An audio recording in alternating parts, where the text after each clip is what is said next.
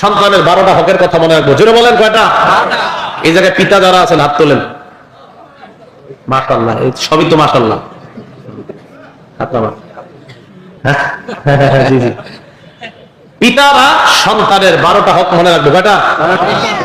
যারা বিয়ে করেন নাই তারা হাত তোলেন দেখি। মাশাআল্লাহ। জি না, সমস্যা নেই, হাত নামান। আপনারা ভালো করে মনে রাখেন, কারণ আমরা যারা বাবা হয়ে গেছি হয়তো ঠিক মতো সন্তান পালতে পারি না, কিন্তু আপনারা আজকে বয়ানটা করে মনে রাখবেন যে সন্তানটাকে হুজুর কোনো অবস্থাতেই অন্যভাবে পালবো না। ইনশাল্লাহ বিয়ের পর সন্তান যে হবে ওটাকে ইসলাম যেভাবে বলে সেভাবেই লালন পালন করবো। সন্তানের 12টা হক মনে রাখবো। বলেন কয়টা? সন্তান জন্মের আগে, প্রথম 12টা বলবো, জন্মের আগে সন্তান আপনার কাছে 2টা জিনিস পায়। এক নাম্বার, একটা ভালো মা সন্তান আপনার কাছে চায়, আমার একটা ভালো মা লাগবে, এটা এখনো দুনিয়াতে আসে নাই কিন্তু। 2 নাম্বার, সন্তানের আরেকটা অধিকার নেককার সন্তানের জন্য। প্রথম হলো ভালো মা। বুখারী শরীফের 5090 নম্বর হাদিসের মধ্যে আসছে, রাসূল সাল্লাল্লাহু আলাইহি সাল্লাম বলেন, তুনকাহুল মারআতু লিআরবাইন, 4টি গুণ দেখে নারীকে বিয়ে করা হবে। 1 নাম্বার লিমালিহা, সম্পদ দেখে। এজন্য যৌতুক চান নাকি? না, যৌতুক হারাম। সবাই জোরে বলেন, যৌতুক হারাম। 1 নাম্বার লিমালিহা, সম্পদ দেখে। 2 নাম্বার ওয়ালি হাসাবিহা, বংশ দেখে। 3 নাম্বার ওয়া জামালিহা, সৌন্দর্যতা দেখে। 4 নাম্বার ওয়ালি দীনিহা, দিনদারিতা দেখা। নবী বলেন, ফাসফার বিজাতিদ্দিন, তুমি দিনদারিতা প্রাধান্য দিয়ে দাও। তারিবাতিয়া দাকা, যদি দিনদারিতা প্রাধান্য না দাও, তোমার 2 হাত ধুলোই দূষিত হোক, তুমি ধ্বংস হও। নাউজুবিল্লাহ। দিনদারিতা প্রাধান্য দেওয়া। মুসলিম শরীফের 3535 নম্বর হাদিসের বর্ণনা। قال رسول الله صلى الله عليه وسلم الدنيا متاع وخير متاع الدنيا المرأة الصالحة। পুরা দুনিয়াটা হলো ভোগের জায়গা, দুনিয়ার মধ্যে সবচেয়ে শ্রেষ্ঠ সম্পদ হলো একজন নেককার নারী। কারো জীবনে যদি নেককার বিবি মিলে যায়, বুঝতে হবে আপনার জীবনে আল্লাহ আপনাকে শ্রেষ্ঠ সম্পদের মালিক বানিয়ে দিয়েছেন। সন্তান আপনার কাছে এটা চায় যে আমার বাবা যিনি হবেন, আপনি আমার জন্য একটা ভালো মানিয়ে আসবেন, এটা জন্মের আগে। 2, আপনি পবিত্র সম্পর্ক স্থাপনের মাধ্যমে যে সন্তান কামনা করবেন, তখন একটা দোয়া পড়তে হবে আপনার। সহিহ বুখারী বর্ণনা, রাসূল সাল্লাল্লাহু আলাইহি সাল্লাম বলেন, তোমাদের কেউ যখন তার বিবির কাছে আসবে তখন পড়বে বিসমিল্লাহি আল্লাহুম্মা জান্নিবনাশ শাইতান। বিসমিল্লাহটা তো মনে রাখতে পারবেন, এরপরে আরবিটা মনে রাখতে পারলে ভালো, না পারলে বাংলাটা। আল্লাহুম্মা জান্নিবনাশ শাইতান, আল্লাহ তুমি আমাদের থেকে শয়তানকে দূরে রাখো, আমাদেরকে শয়তান থেকে দূরে রাখো। ওয়াজান্নিবিশ শাইতান আমা রাযাকতানা, আমাদেরকে যেই সন্তান দিবা ওই সন্তান থেকে ও শয়তানকে তুমি দূরে রাখো। ফাকুদিয়া বাইনাহুমা ওয়ালাদ।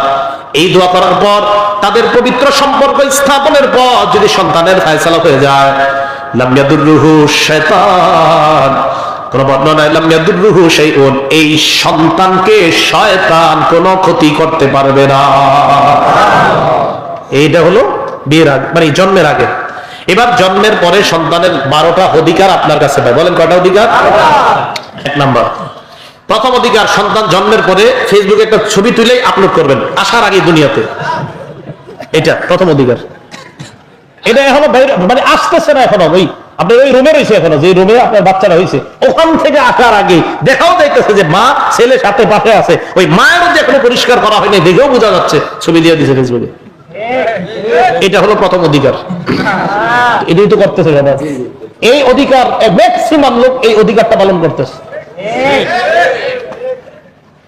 নষ্ট করে দিয়েন না, সন্তানের জীবনগুলা নষ্ট করে দিয়েন না। 1 নাম্বার, কানে আজান দিবেন। বলেন কি দিবেন? আজান, প্রথম কাজ। ছেলে হলে আজান দিবেন, মেয়ে হলে কাউকে জানাইবেন না কথাটা, নাকি? ছেলে হলো আজান, মেয়ে হলে আজান। মেয়ে হলে চেহারা কালো হয় অনেকের, হয় কোরআনে বলছে আল্লাহ, আপনি না বললেও হয়। সূরা নাহলের 58 নম্বর আয়াতে আল্লাহ বলছেন, ওয়াইজা বুশশিরা আহাদুহুম বিল উনসা যাল্লা ওয়াজহুহু মুসওয়াদ্দা ওয়া কাযিম। কিছু মানুষকে কন্যা সন্তানের সুসংবাদ দিলে চেহারাটা কালো হয়ে যায়, কপালটা কুঁচকায়, না ভালো লাগে না, পছন্দ হয় না। ছেলে হলো আজান, মেয়ে হলো আজান, প্রথম কাজ। দলিল আবু দাউদ শরীফের 5105 নম্বর হাদিস। উবাইদুল্লাহ ইবনে আবি রাফি' থেকে বর্ণনা, তিনি বলেন, রাআইতু রাসূলুল্লাহ সাল্লাল্লাহু আলাইহি ওয়াসাল্লাম আযানা ফি উযুনিল হাসান ইবনে আলী ইবনে আবি তালিব রাদিয়াল্লাহু তাআলা আন হিনা ওয়ালাদাতু ফাতিমা বিস-সালাত। উবাইদুল্লাহ ইবনে আবি রাফি' বলেন, আমি আল্লাহর নবীকে দেখলাম, হাসান রাদিয়াল্লাহু তাআলা আন যেদিন জন্মগ্রহণ করলেন, নামাজের আজানের মতো আল্লাহ নবীকে আমি দেখলাম নামাজে যে আজান দেওয়া হয় অবিকল ওই আজান নবী হাসানের কানের মধ্যে দিলেন। নবীজি আজান দিস, নবীজি।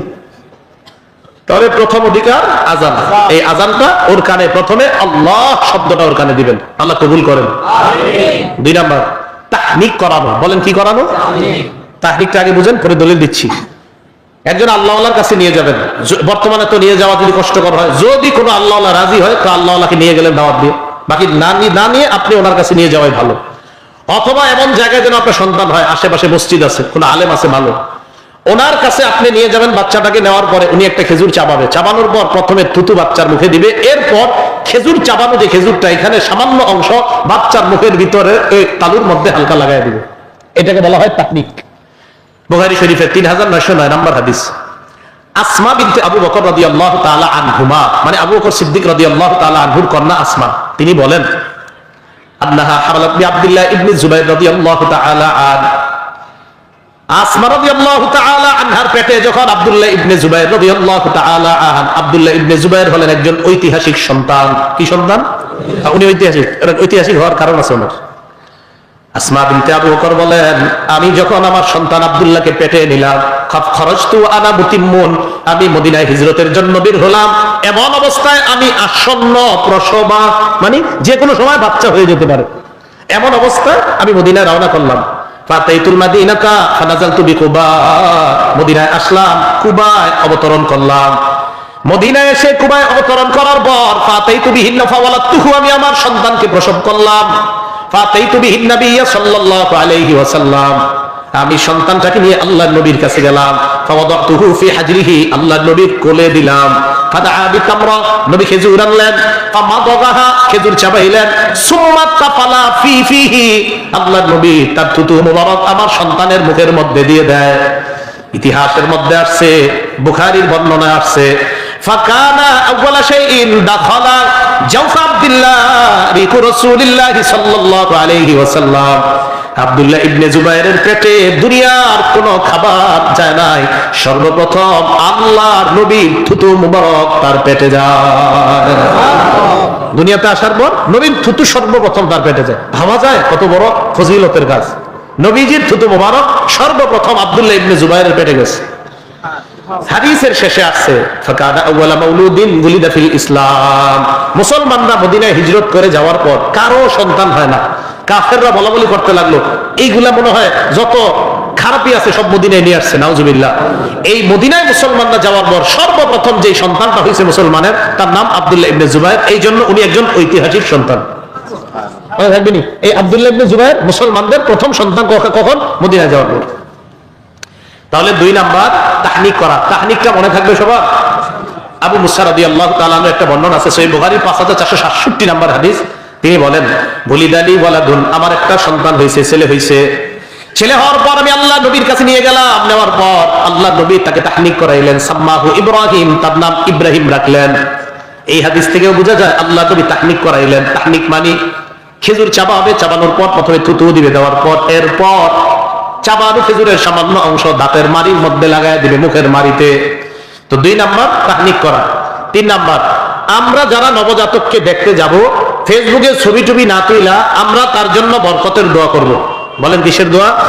মনে রাখবেন, প্রত্যেকটা নবজাতক দুনিয়াতে আসার পর তারে যারা আমরা দেখতে যাই, সে আমাদের কাছে পাওনা। ও দুনিয়ার মানুষ, তোমরা আমাকে যারা দেখতে আসছো আমার জন্য বরকতের দোয়া করো, এটা ওই নবজাতক আমাদের কাছে পাওনা।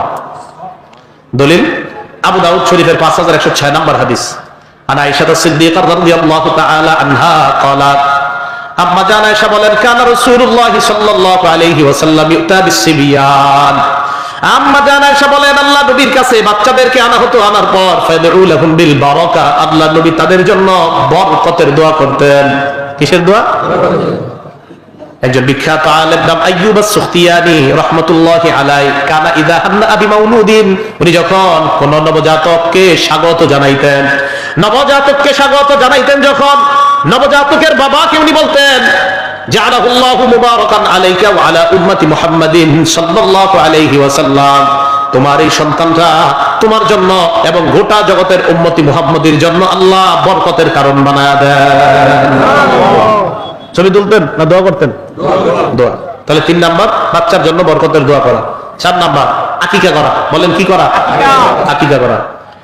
আকিকার ব্যাপারটা খুব ভালো করে শোনেন। আকিকার ব্যাপারে শুধু মানুষ প্রশ্ন করে, হুজুর আকিকার গোস্ত খাওয়া যাবে কিনা? আকিকার গোস্ত যার আকিকা ও সহ সবাই খাবে, ও তো আর খাবে না। 7 দিনের দিন আর কি খাবে? কথার কথা, ও যদি খাইতে পারে ওর মুখে একটু ঝোল টোল দিয়ে দিয়ে, কেন আপনারা এটা খাইতে চান না? না খেলে আমার জন্য পাঠাই দিন, কি করবেন?